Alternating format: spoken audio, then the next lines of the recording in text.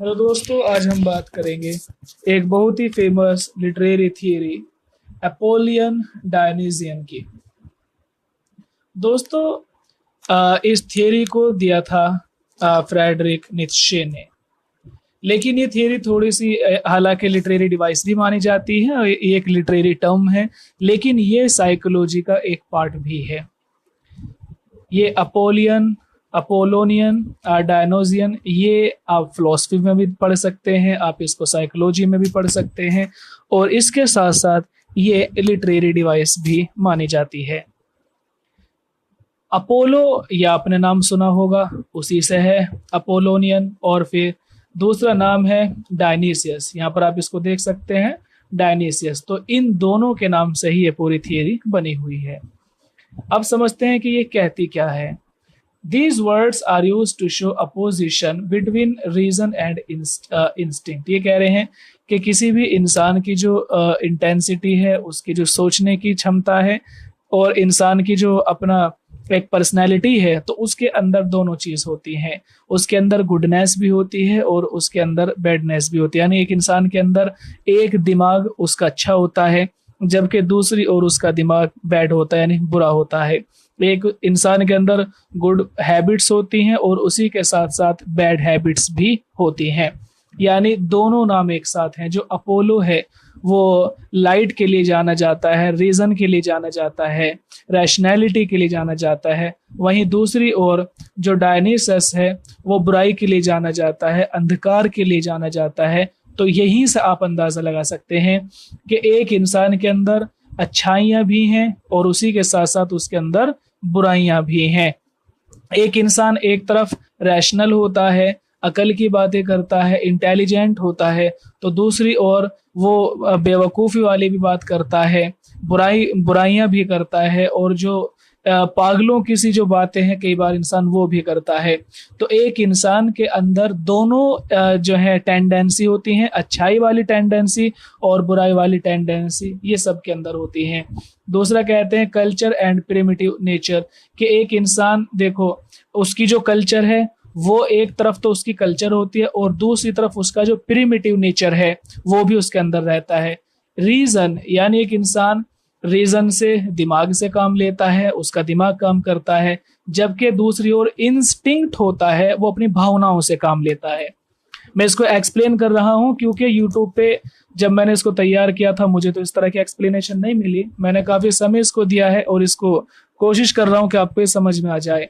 देखो, एक इंसान कह रहे हैं कि ये जो अपोलोनियन डायनीजियन थियरी है या लिटरेरी डिवाइस है, ये किसके बीच अपोजिट है?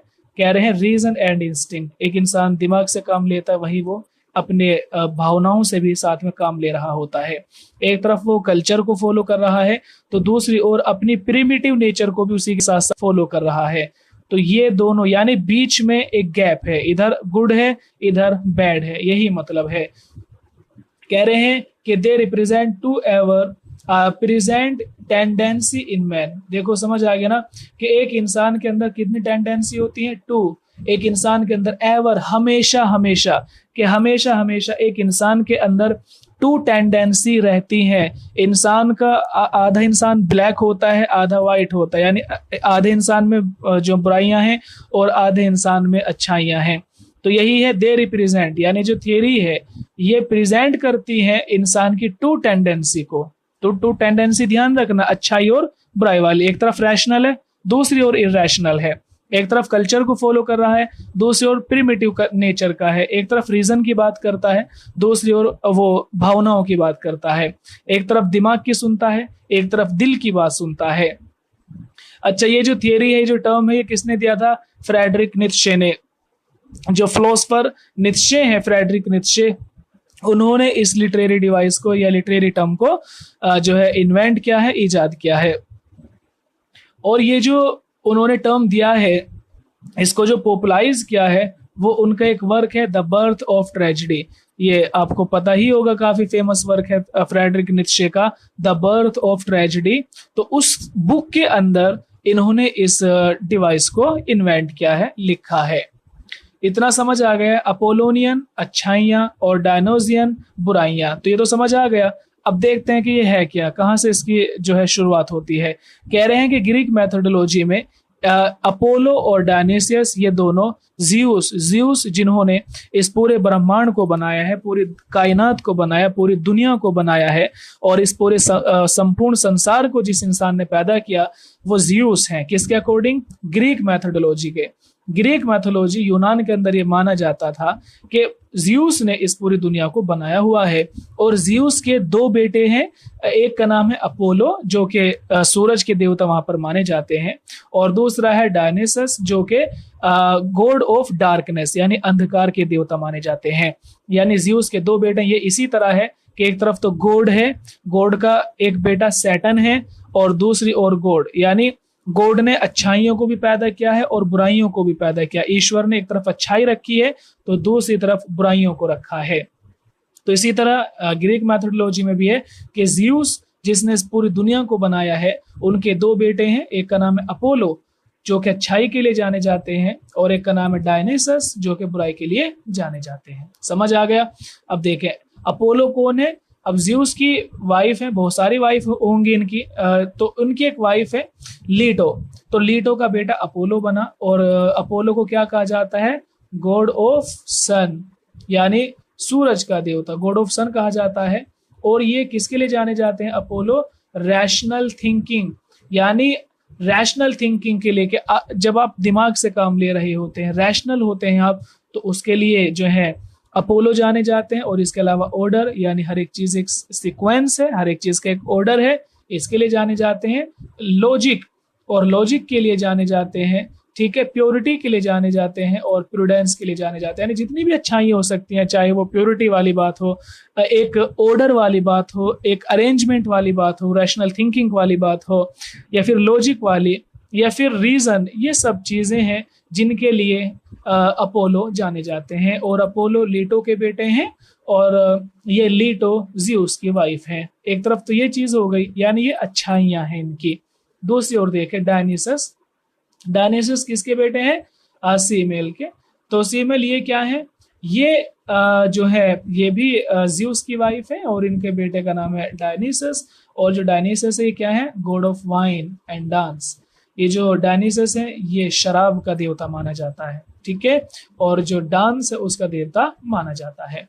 तो आप खुद ही देख लें, जहां अपोलो गॉड ऑफ सन माना जाता है यानी प्रकाश के देवता, वहीं पर डायनेसियस को शराब का देवता माना जाता। तो यहीं पर आपको अच्छाई बुराई का पता चल चुका है, ठीक है। और इसके अलावा जो डायनेसियस है वो डांस वगैरह के लिए, जो बुराइयां हैं उसके लिए जाने जाते हैं। इरैशनैलिटी यानी जहां पर बेकार की बेवकूफ़ी वाली बात हो, दिमाग से कोई काम ना लिया जाए, वहां पर उसके लिए भी ये जिम्मेदार होता है डायनेसस। और कैओस जहां पर अराजकता होती है वहां पर भी डायनेसस जिम्मेदार होते हैं, ये उसके देवता हैं। और इसके अलावा पैशन, इमोशंस और इंस्टिंक्ट्स, इंसान की जो भावनाएं हैं, इमोशंस हैं, उसकी जो अंतर आत्मा से जो आवाजें निकलती रहती हैं, जो बुराई वाली चीजें होती हैं, है ना। कई बार हमारी जो भावनाएं होती हैं वो अच्छी नहीं होती, हमारे इमोशंस अच्छे नहीं होते, हमारे इंस्टिंक्ट अच्छी नहीं होती। तो इन सब के लिए जिम्मेदार कौन होता है? डायनेसस, ठीक है। Ancient Greeks did not consider two gods be the opposite of rivals, although they were often entwined by nature. ये कह रहे हैं कि प्राचीन यूनान के अंदर जो ग्रीक वासी हैं, जो यूनानी लोग हैं, वो इन दोनों देवता को हालांकि अपोजिट तो नहीं मानते थे। कह रहे हैं did not consider two gods to be opposite, इन दोनों को राइवल या अपोजिट वो लोग नहीं समझते थे।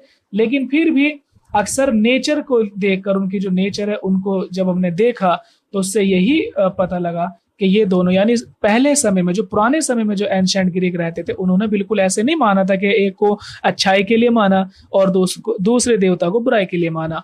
लेकिन धीरे धीरे ये उनको जो उनकी खूबियां थी, जो उनकी कैरेक्टरिस्टिक थी, उसके हिसाब से इन दोनों को अलग माना जाने लगा है बाय नेचर। कह रहे हैं कि उनके नेचर को देखते हुए दोनों देवताओं के उनको ऐसा माना गया है कि अपोलो अच्छाई के देवता हैं और डायनेसस ये बुराई के देवता हैं। तो इन्हीं चीजों को लेकर, इस पूरी थियरी को लेकर, इस पूरी मैथोडोलॉजी को लेकर फ्रेडरिक नीत्शे ने एक अपना ही एक कंसेप्ट, अपना ही एक आइडिया इन्वेंट किया था। उसने कहा था कि जब कोई पेंटर या कोई आर्टिस्ट जब कोई मूर्ति बना रहा होता है तो उस समय वो कोशिश करता है कि फॉर एग्जाम्पल वो उसको अच्छा दिखाना चाह रहा है, एक मूर्तिकार मूर्ति को अच्छा दिखाना चाह रहा है तो वो उसके अंदर अच्छाइयाँ दिखाता चला जाएगा।